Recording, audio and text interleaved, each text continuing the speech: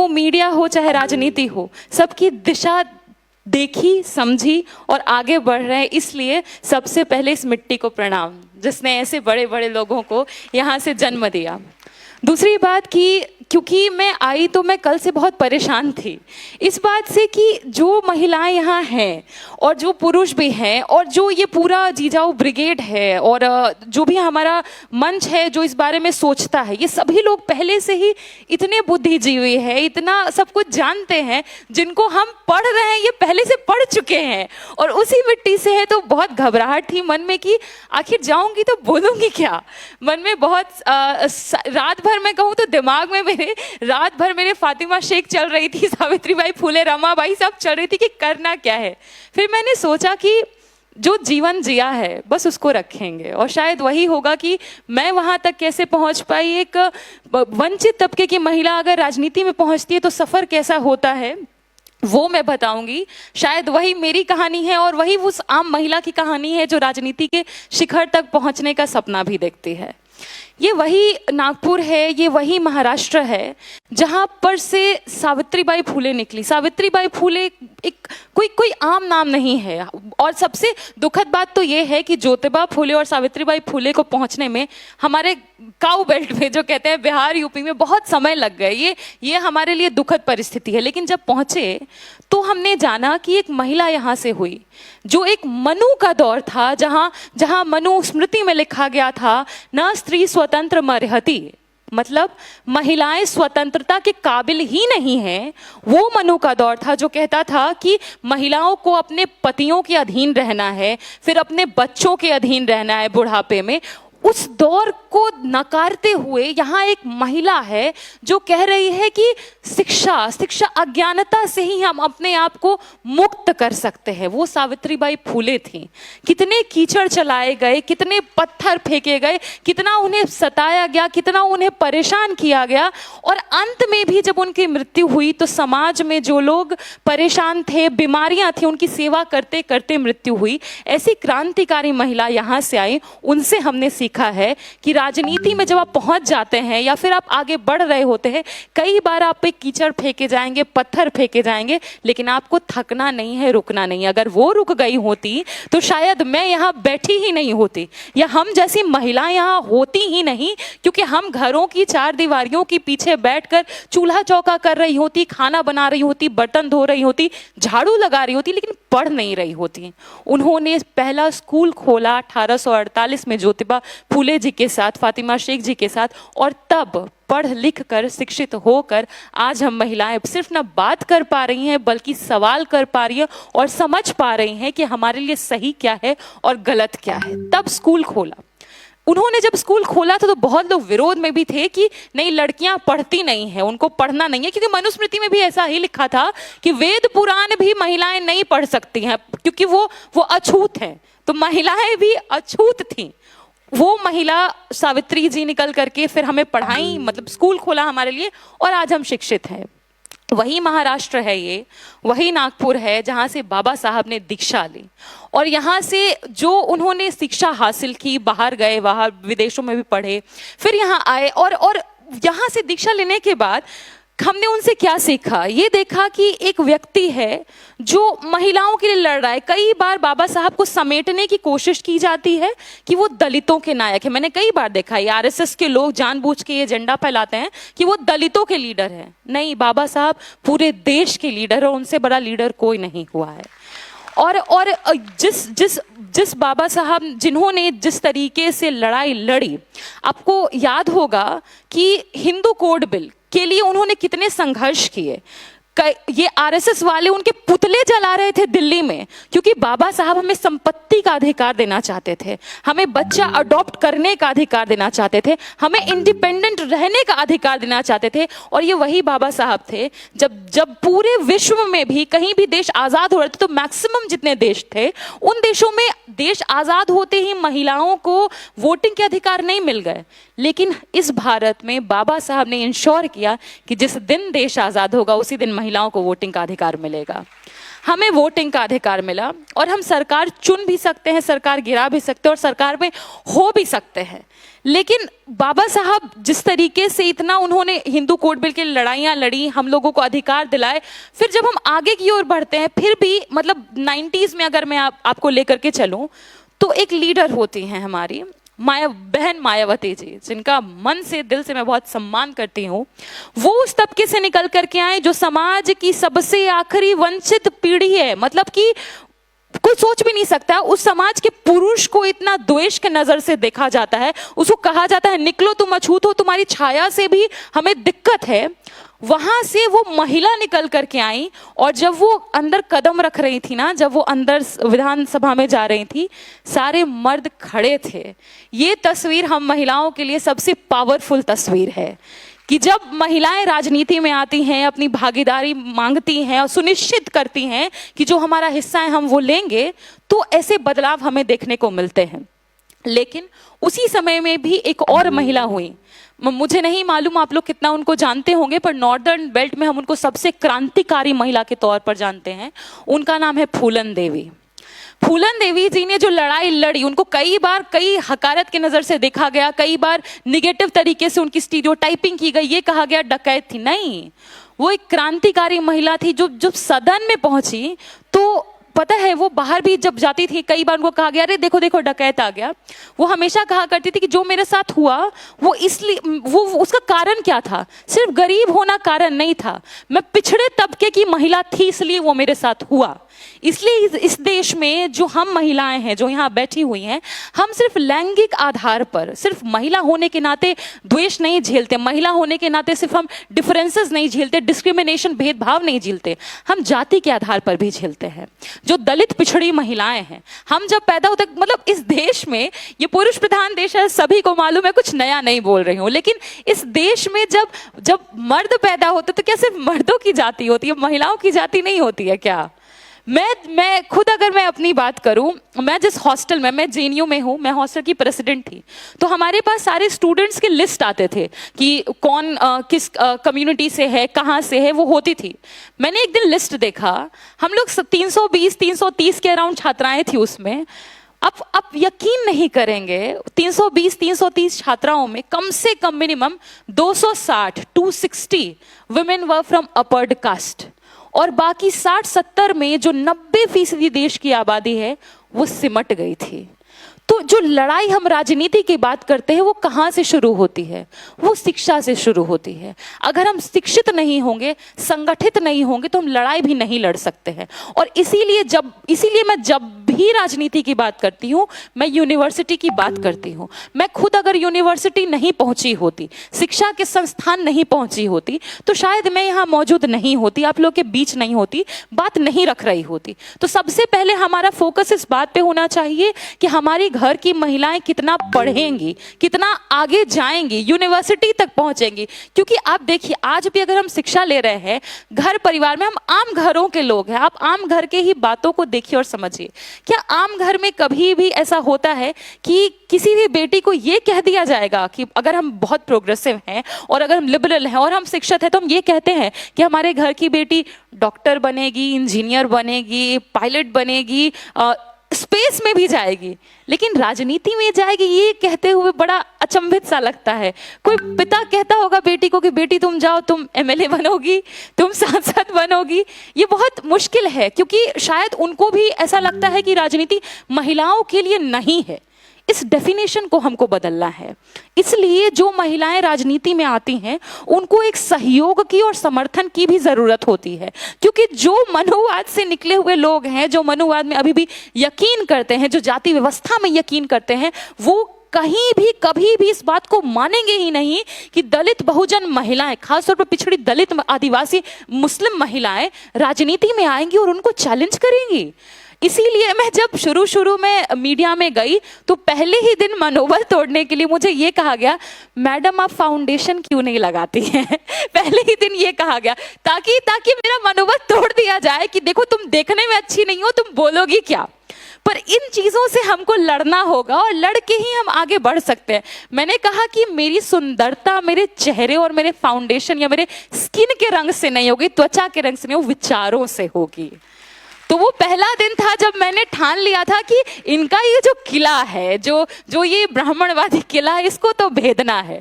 क्योंकि मैं जब भीतर गई, दूसरे तीसरे दिन जब मैं स्टूडियो में गई, वहाँ पे बाथरूम में जो महिला थी वो हमको बोल रही है कि दीदी आपको सुनते हैं तो बहुत अच्छा लगता है।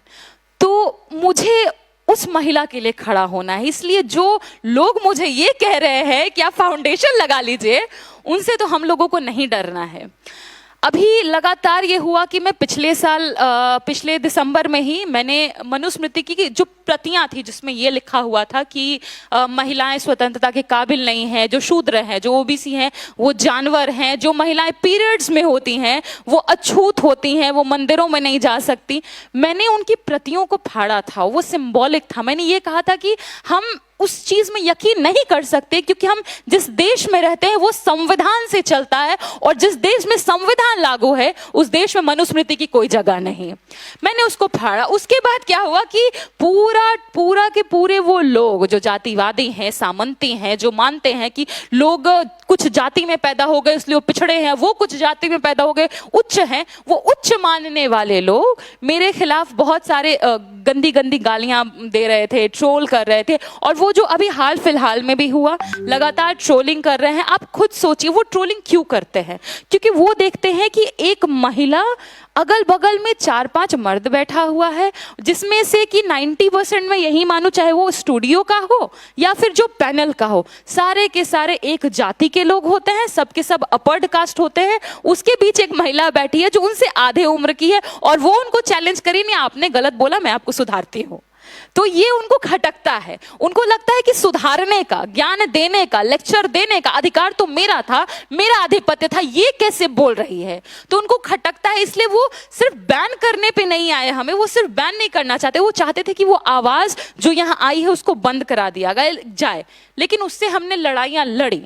लड़ाइयां इस बात से भी लड़ी कि जब हम बाबा साहेब का नाम लेते हैं, हम सावित्रीबाई फूले का नाम लेते हैं, हम शाहू जी महाराज का नाम लेते हैं, तो ये कहा जाता है कि ये नील चट्टी है, कि नीले रंग से दिक्कत है। वो कहते हैं कि ये भीमटी है क्योंकि ये भीम पे यकीन करती है। तो उनको एक क्लियर कट मैसेज हमको देना है कि हाँ, हम भीम के लोग हैं, हम शाहू जी महाराज के लोग हैं, और हम वो लोग हैं जो समता मूलक समाज बनाने का न सिर्फ सपना देखते हैं, उसको साकार करने के लिए हर संभव प्रयास करेंगे और लड़ाइयाँ जारी रखेंगे। इसलिए जितना कीचड़ और पत्थर आपने सावित्रीबाई फूले पे फेंका, जितना आपने मानसिक शारीरिक उत्पीड़न फूलन माँ के साथ किया, उस उत्पीड़न से जब वो लड़ी, वो आगे बढ़ी, तो हम तो नहीं हार मानेंगे। और आज आप देख लीजिए, जब हम लोग राजनीति में आए तो मैं अक्सर देखती हूँ सिर्फ स्टूडियो की बात नहीं है, आप टीवी में बैठते हैं सिर्फ उसकी बात नहीं है। आप देख लीजिए ना, पार्लियामेंट, अपना संसद देख लीजिए, उसमें कितनी महिलाएं चुन के गई। 543 सीट है, 543 में मात्र 74, मतलब 543 में मात्र 74 महिलाएं हैं जो लोकसभा पहुंच पाए। आधी आबादी है हम, आधा भी नहीं मिला। और उसमें भी आप सोच लीजिए कि आप, इतना बड़ा है महाराष्ट्र से भी मात्र 7 महिलाएं पहुंच पाई हैं, मात्र 7। पर अब फिर महिलाओं में भी आप देखिए कि कौन सी महिलाएं पहुंची, तो उन 74 महिलाओं में मुश्किल से बामुश्किल 20 से 25, फ्रॉम 20 to 25 जो वुमेन है वो SC ST OBC हैं। वहां पर भी वो महिलाएं नहीं हैं जो 90% पॉपुलेशन का हिस्सा हैं। वो महिलाएं जो सब्जियां उगाती हैं, जो खेतों खलिहानों में हैं, जो गोबर से थपेले लगा रही हैं, जो मछली बेच रही हैं, जो फलों के दुकान पर हैं, जो फूल माला बना रही हैं, वो महिलाएं कहाँ हैं? वो महिलाएं तो वहां तक पहुंच भी नहीं पा रही, ना उनके सपने पहुंच पा रहे हैं। आप खुद सोचिए, अगर अभी प्रोफेसर शरद भाविस्कर यहाँ बैठे हुए थे, वो पेरिस के बारे में बात करेंगे, बहुत मतलब उनके लिए बहुत नॉर्मल होगा। पर आप सोचिए कि जो महिला नाले में है या जो महिला माला बना रही है, जो खेती किसानी कर रही है, उसको पता भी है कि पेरिस क्या होगा, या उनके सपने में भी आएगा कि पेरिस क्या होगा। तो ये हमारा प्रिविलेज है कि हम JNU जैसी यूनिवर्सिटी तक पहुंचे, वहां पढ़ पा रहे हैं, पढ़ा पा रहे हैं, और देश में कुछ ऐसा कंट्रीब्यूट कर पा रहे हैं जो एक आम नागरिक का कर्तव्य होता है। तो ये जो सपना है, पेरिस का सपना, ये सपना समता मूलक समाज का सपना, ये सपना कि मेरे घर की बेटी भी आगे चल के देश की प्रधानमंत्री हो सकती है, ये सपने को सच करने के लिए पहले बेटियों को राजनीति में लाना पड़ेगा, तभी ये सपना साकार हो पाएगा। दूसरी बात, मैं क्योंकि जर्मन विभाग से हूँ, एक महिलावादी लेखिका है सिमोन दे बोवेर, उन्होंने कहा था कि दी फ्राउ दी keine Angst von den Männern hat,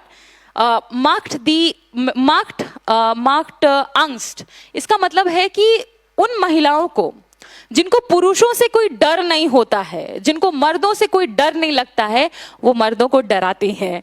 तो यही बात है कि हम महिलाएं, क्योंकि मैं इसलिए इस कथन का उपयोग किया है, बगल में इसी नागपुर में संघ का हेडक्वार्टर भी है। ये वो संघ है जो खुद को राष्ट्रवादी तो कहता है, लेकिन वो जो हाफ चड्डी है वो लेके आता है बाहर से, इटली से, मसोलनी से, हिटलर से। ये खुद को राष्ट्र का बताते हैं, लेकिन महिलाओं को उसमें हिस्सेदारी नहीं देते हैं। जो उनके उच्च पदों पर बैठे होते हैं, सारे के सारे ब्राह्मण, उसमें भी एक दो जो गोत्र के हैं वही जाते हैं, करहड़े करवड़े ब्राह्मण बोलते हैं शायद, और एक चितपावन होते हैं, ये जाते हैं। महिलाएं नहीं जाती हैं। पता है आपको क्यों? क्योंकि ये मानते हैं कि महिलाएं स्वतंत्रता के काबिल ही नहीं है। इनका मानना है कि महिलाएं घर के बाहर ही नहीं निकल सकती, राजनीति तो बहुत दूर की बात है। इसलिए उन्होंने अपने संगठन में उनको जगह तक नहीं दी है। इसलिए जब मैंने जिजाऊ ब्रिगेड का नाम सुना, नाम जिजाऊ उसमें भी ब्रिगेड, मुझे लगा कि कितना खौफ पैदा करती होंगी ये महिलाएं उनके लिए। मैं नाम देख के ही बहुत खुश थी। और जब मैं क्योंकि मैं नॉर्दर्न बेल्ट से आती हूँ, वहाँ पर आप देखते हैं कि जातियों, सिर्फ वहीं नहीं, इनफैक्ट पूरे देश में जातियों के आधार पर भेदभाव होता है। और जातियां पता कैसे करते हैं? उपनाम से। मतलब जो नाम के पीछे लगा होता है उपनाम। जैसे कि वहाँ पे हमारे यहाँ द्विवेदी होंगे, त्रिवेदी होंगे, चतुर्वेदी, मतलब जिन्होंने जितना ज्यादा वेद पढ़ लिया, तो द्विवेदी, त्रिवेदी, चतुर्वेदी, त्रिपाठी, मिश्रा, जितने भी ये लोग होंगे, ये अपने आप को बहुत उच्च मानते हैं। और जितने भी लोग, मान लीजिए महतो हैं, पासी, पासवान, दुसाद, जितने भी हैं, या फिर माली हो गए, कुंबी हो गए, इन सबको वो नीच मानते हैं, हीन मानते हैं। मैं ये जिक्र इसलिए कर रही हूँ क्योंकि ये जो जाति व्यवस्था है वो वहाँ लोगों को बांट रही है उपनाम से। और जैसे ही मैं यहाँ कदम रखती हूँ, मेरे बगल में संतोष भाव बैठे थे, मैंने उनसे पूछा, सब महिलाओं के नाम में शिवमती जुड़ा हुआ है, पुरुषों को शिवश्री बोल रहे हैं, ये क्यों? तो बोले कि जो शिवाजी में विश्वास रखते हैं वो लोग हैं। तो मैंने सोचा कि हमारे तरफ नाम में उपनाम जोड़ के समाज को तोड़ रहे हैं, और यहाँ सकीना जी भी जो है अंसारी समुदाय से, उनके नाम में भी शिवमती लगाकर, सभी महिलाओं के नाम में शिवमती लगाकर हम उनको जोड़ रहे हैं। ये फर्क है जो मैंने यहाँ महसूस किया कि हम उपनाम लगा के तोड़ते हैं, ये नाम में शिवमती और शिवश्री लगा के हमको समाज को जोड़ रहे हैं। इसी जोड़ने का जो तरीका है, मैंने यहाँ सीखा। सोचे एक दिन में मैं इतना कुछ सीख पाई। मैं इसीलिए मैंने शुरू में ही कहा कि मुझे मराठी नहीं आती, और ये मेरी गलती भी है कि मुझे आने से पहले सीखना भी था। 6-7 भाषाएं सीख गई हूँ, कोशिश करूंगी इसको भी सीख जाऊं, और अगले बार आऊं तो मराठी में आपसे बात करूं।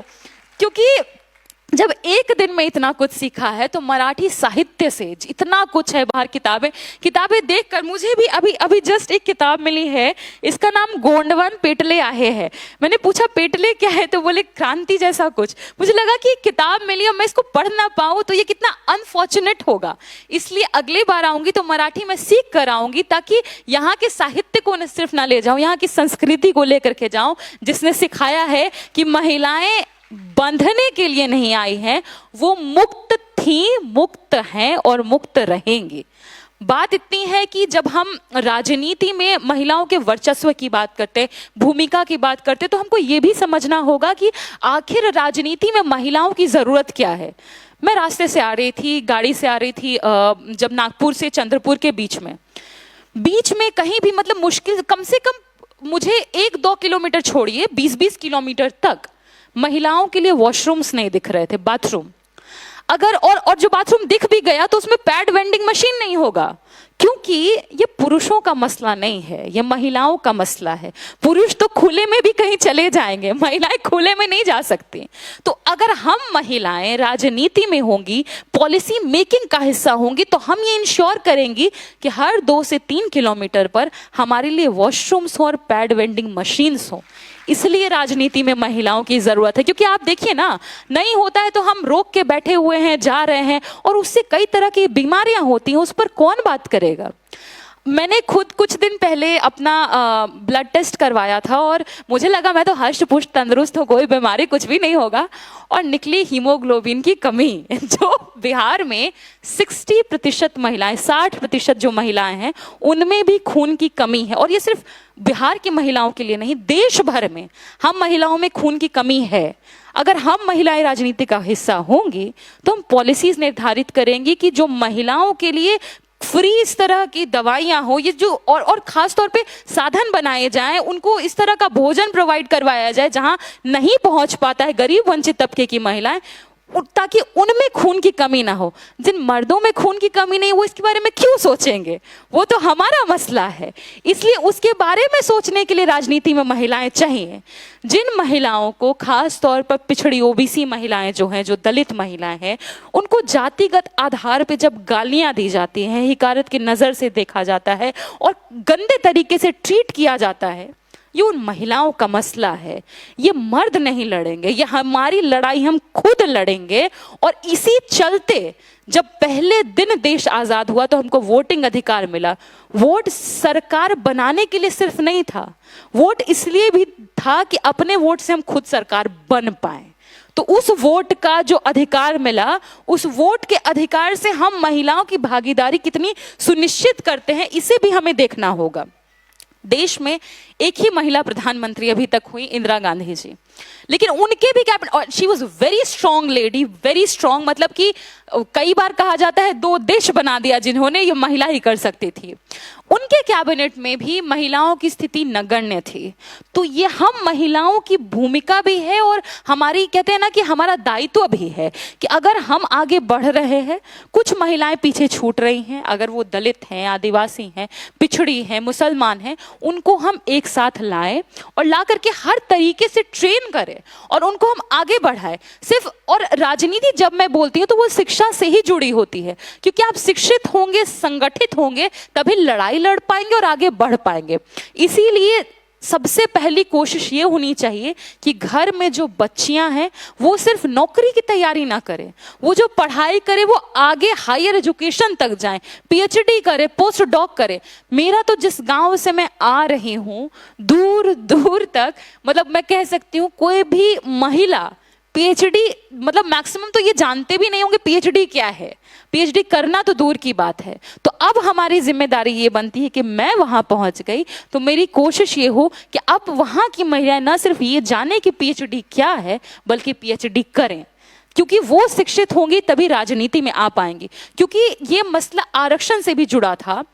आपने देखा होगा कई बार लालू जी को, जिस पार्टी से मैं आती हूँ, शरद जी को, मुलायम जी को, सबको बदनाम करने की कोशिश हुई। ये कहा गया कि जब महिला आरक्षण का डिमांड आया, महिला आरक्षण की मांग की गई, तो इन तीन चार नेताओं ने विरोध किया, कई आर्टिकल्स भी इसके खिलाफ आए।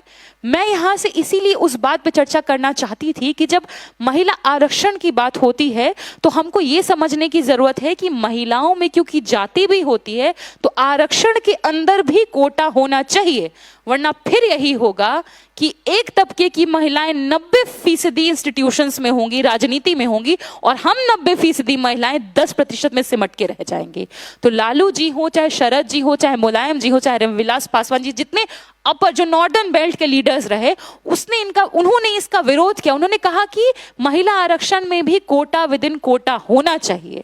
और अभी भी हमारी उस पर लड़ाई जारी रहेगी कि महिला आरक्षण जब भी आता है राजनीति में, कोटा विद इन कोटा हो, ताकि दलित महिलाएं पीछे न छूट जाएं, आदिवासी महिलाएं पीछे न, बैकवर्ड महिलाएं पीछे न छूट जाएं, इसलिए उसमें कोटा विद इन कोटा हो। और क्योंकि आरक्षण जब तक नहीं आएगा, अभी आप देख लीजिए पंचायत में है आरक्षण 33%, लेकिन क्या अभी भी महिलाएं उसको चला रही हैं?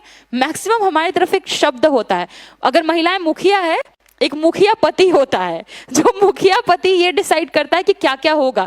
महिलाएं अभी भी घर के पीछे हैं, तो हमको मुखिया पति नहीं चाहिए, जो मुखिया है महिला वही मुखिया ही चाहिए। तो अब सिर्फ महिलाएं घर के भीतर मुखिया ना हो, राजनीति में भी मुखिया बन पाए, ये सुनिश्चित करने के लिए ही हम जितनी महिलाएं यहाँ पर बैठी हुई हैं, हम लोगों को प्रण लेना होगा इस बात का कि जो कोई भी, जैसे सावित्रीबाई फूले ने ये बात कहा था कि arise, awake, educate, smash traditions and liberate. इसका मतलब है कि आप जागिए, संगठित होइए, पढ़िए और जो ये ट्रेडिशंस हैं इसको तोड़िए और आगे बढ़िए, लिबरेट होइए, मुक्त होइए। तो हमारी जिम्मेदारी ये है कि हम खैर यहाँ तो सब लोग पढ़ते ही होंगे, ज़्यादा जिम्मेदारी तो मेरे ऊपर है कि मैं नॉर्दर्न बेल्ट में हर जगह सावित्रीबाई फुले, ज्योतिबा फुले, शाहू जी महाराज ने जो बाबा साहब के लिए किया, ये सारी बातें मैं वहाँ तक पहुँचा पाऊँ। जीजा माता ने, उन्होंने शिवाजी को तैयार किया लड़ाइयाँ लड़ने के लिए, सही बोल रही हूँ? उन्होंने तैयार किया शिवाजी को लड़ने के लिए और एक अपना स्वराज, अपना राज स्थापित करने के लिए। अब हमको हर जो महिला है सबको खुद सिर्फ जीजा माता बन करके बेटों को तैयार नहीं करना है, खुद भी अब तैयार होना है लड़ाई लड़ने के लिए, अपना राज लाने के लिए। तो अब सिर्फ बच्चों को ही तैयार नहीं करना है, खुद को लिबरेट करने के लिए शिक्षा लेना है हर फील्ड में जहां भी हम काम कर रहे हैं। क्योंकि आप देखिए कि वो हर मोड़ पर, हर आप एक कदम नहीं बढ़ाएंगे, वो आपका पैर खींचने के लिए आगे खड़े हैं। वो ये क्योंकि वो उनसे बर्दाश्त नहीं होता है कि आप बगल में बैठ करके उनसे तर्क वितर्क कर रहे हैं, उसके लिए वो समझते थे कि सिर्फ वही कर सकते हैं। तो मैं इसीलिए कह रही हूँ कि जब हम महिलाएं उनसे बात करेंगी तो वो खौफ खाते हैं, वो लगता है कि इनसे हम लड़ नहीं सकते हैं। इसीलिए हमारी जिम्मेदारी ज्यादा है कि हम हर तौर पर, शैक्षणिक तौर पर, सामाजिक तौर पर, सांस्कृतिक तौर पर, राजनीतिक तौर पर, हर तौर पर, हर फ्रंट पे हम आगे आए और हम उनसे लड़ाई लड़े और हर जगह हम उनको बताएं अब आपका बहुत हुआ, अब नहीं चलेगी, अब हम बोलेंगे और आपको सुनना पड़ेगा। तो ये लड़ाई लड़ने के लिए हमको राजनीति में आने की बहुत ज़्यादा ज़रूरत है, क्योंकि आपको हर मोड़ पर गिराने के लिए कभी आपको काला बताया जाएगा, कभी ये कहा जाएगा कि देखो ये बहुत मोटी है, देखो मोटी आ गई, कभी ये कहा जाएगा अरे देखो इसका बाल बहुत छोटा है, अरे इसके पास तो बाल ही नहीं है। कोई कहेगा, जैसे मुझे सबसे ज्यादा मजाक बनाया जाता है, इसके दांत के बीच में छेद है। हर तरीके से वो आपको तोड़ने की कोशिश करेंगे। पर अगर आपको हर मौके पर एक ही बात सोचनी है कि जिस समय सावित्री माता पर, फातिमा शेख पर पत्थर चलाया गया, उनकर गोबर फेंके गए, अगर वो रुक गई होती तो क्या हम यहाँ होते? इसलिए हमको वो सोचते हुए, उनकी हिम्मत से ताकत लेते हुए आगे बढ़ना है और हर लड़ाई को हर तरीके से लड़ना है। चाहे कितनी भी फब्तियां कसी जाए, कितना भी ट्रोल किया जाए, कितना भी आपको ये कहा जाए तुम किसी लायक नहीं हो, तो हमें उस वक्त ये कहना है कि आप कोई नहीं होते हैं ये बताने वाले कि मैं किस लायक हूं या मैं किस काबिल हूं। ये मैं खुद चुनूंगी, ये मैं खुद तय करूंगी कि मैं कितनी काबिल हूं और मैं कितना आगे बढ़ सकती हूं। मेरी फेवरेट पेंटर है फ्रीदा कालो। उनका एक्सीडेंट हुआ था और उनके शरीर की लगभग सारी हड्डियां टूट गई थी। उनसे कहा गया कि अब तो ये उठ के भी नहीं, चल भी नहीं पाएगी। उन्होंने कहा कि मतलब उनके पास विचार थे, वो मुक्त महिला थी। उन्होंने कहा कि who needs fit to walk when you have wings to fly? हम महिलाएं हैं, हमारे पास ऑलरेडी विंग्स हैं उड़ने के लिए, हमारे पास पूरा आसमान है उड़ने के लिए। तो हम तो उनको नहीं बताने देंगे कि आप डिसाइड करिएगा कि हमको पैर अंदर रखना है, चादर बहुत छोटी है, सब कुछ बड़ा करना पड़ेगा, क्योंकि हमारी इच्छाएं, आकांक्षाएं, महत्वाकांक्षाएं बड़ी हैं और वो समानता की आकांक्षाएं, महत्वाकांक्षाएं हैं। हम क्या मांग रहे हैं? हम थोड़ी कह रहे हैं कि हम सारा कुछ छीन लेना चाहते हैं। हम तो बस इतना कह रहे हैं कि जो हमारा अधिकार है हमको दे दीजिए। बस इतने की लड़ाई है, अधिकार की लड़ाई है। और हम ये भी नहीं कह रहे हैं कि सब कुछ पलट दो और घर में सारे मर्द। बहुत मैं अपनी बातों को एक कहानी से अंत करना चाहती थी कि मेरे एक दोस्त है, मैं उनके एक दोस्त से मिली, उनके घर गई थी और वो अपर्ड कास्ट से आते हैं। और उनके घर में जो महिला थी, उन्होंने एक बात मुझसे बोली कि मुझे लालू यादव पसंद नहीं। तो मुझे लगा ठीक है, पूछते हैं क्या कारण है। मैंने बोला किस लिए पसंद नहीं है? उसने बोला कि लालू यादव के आने से दलित पिछड़ा सबका और महिला सबका बहुत मन बढ़ गया था। इसीलिए मुझे लालू यादव पसंद नहीं। ये एक महिला बोल रही थी कि उसको ये पसंद नहीं कि महिलाओं का मन बढ़ गया। मन बढ़ने का मतलब कि महिलाएं बोलना शुरू कर दी, लड़ना शुरू कर दी, सड़क पर आकर के बोलना शुरू कर दी। तो अगर उनको ये पता है कि दलितों पिछड़ों का मन किसी के कारण बढ़ जा रहा है तो हम उसको पसंद नहीं कर रहे हैं, तो अब हमको उनको ये बताना है कि अब सिर्फ मन नहीं बढ़ेगा, अब हम खुद बढ़ेंगे और खुद बढ़ करके अपना हक अधिकार दोगे नहीं तो छीन लेंगे। तो इसी बात से मैं बस इतना कहना चाहूंगी कि महाराष्ट्र ने, नागपुर ने, चंद्रपुर ने मुझे मौका दिया है बात रखने का और अपना जो विचार है वो यहाँ आप लोगों को बताने का। लेकिन साथ ही साथ मैं बहुत कुछ यहाँ से ले करके जा रही हूँ, जैसे कि अब यहाँ पे नाम बांटते नहीं हैं, जो नाम के आगे लगाया जाता है वो नाम जोड़ते हैं। और मैं पूरी कोशिश करूंगी कि मैं इसको नॉर्दर्न बेल्ट में फैला पाऊँ और अगली बार जब आऊँ तो मैं मराठी सीख कर आऊँ, क्योंकि ताकि मैं और चीज़ें समझ भी पाऊँ और आपसे बात भी कर पाऊँ। क्योंकि मैं समझा पाऊँ इतनी तो मेरी हैसियत नहीं है, आप लोग पहले से ही बहुत कुछ जानते हैं। बता ज़रूर सकती हूँ कि हाँ वहाँ क्या चलता है, क्या दिक्कतें हैं, किस तरीके से हम पीड़ित हैं या क्या क्या समस्याएं हैं।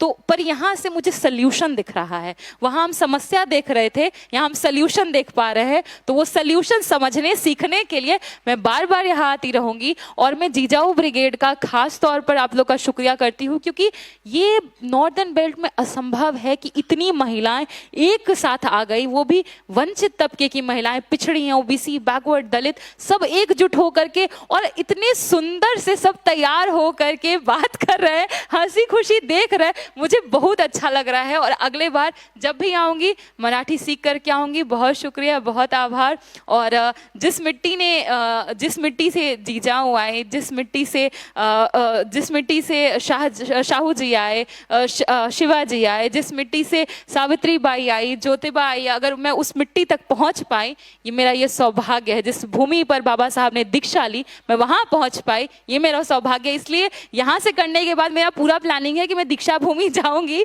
और वहां भी देखूंगी कि आखिर क्या है यहाँ, जो लोग इतने मुक्त हैं, लिबरेटेड हैं और सोच को लेके इतने तर्कशील हैं कि जो महिलाएं अभी वहाँ हमारे नॉर्दर्न बेल्ट में मतलब पूजा पर, त्योहार के नाम पर पीछे हैं, वंचित हैं, अभी तक लिबरेट नहीं हो पा रही हैं। और यहाँ हम तार्किकता पर बात आज से नहीं कर रहे हैं, सैकड़ों सालों से कर रहे हैं। इसलिए सीख के जाना है। बहुत बहुत आभार।